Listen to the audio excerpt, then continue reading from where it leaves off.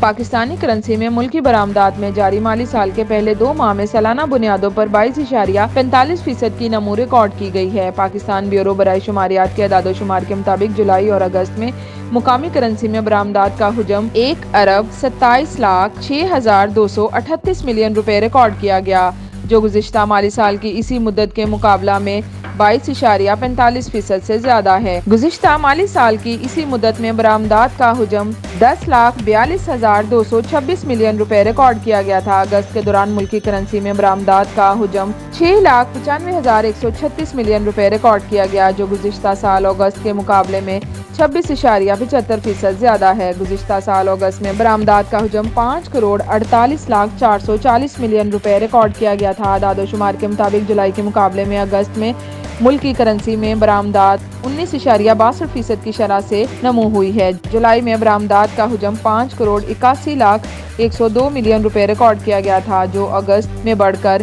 6,95,136 ہو گیا۔ اعداد و شمار کے مطابق اگست میں نیٹ ویئر کی برآمدات کا حجم 1,17,892 ملین روپے، ریڈی میڈ گارمنٹس 8,03,447 ملین روپے۔ اعداد و شمار کے مطابق مالی سال کے پہلے 2 ماہ میں پاکستانی کرنسی میں درآمدات میں سالانہ بنیادوں پر 2.42% کی کمی ریکارڈ کی گئی۔ جولائی اور اگست میں ملکی درآمدات کا حجم 23,71,596 ملین روپے ریکارڈ کیا گیا، جو گزشتہ مالی سال کی اسی مدت میں 24,03,313 ملین روپے تھا۔ اگست میں درآمدات کا حجم 13,30,458 ملین روپے ریکارڈ کیا گیا، جو گزشتہ سال اگست کے مقابلے میں 0.50% کم ہے۔ گزشتہ سال اگست میں پاکستانی کرنسی میں درآمدات کا حجم 13,37,199 ملین روپے ریکارڈ کیا گیا۔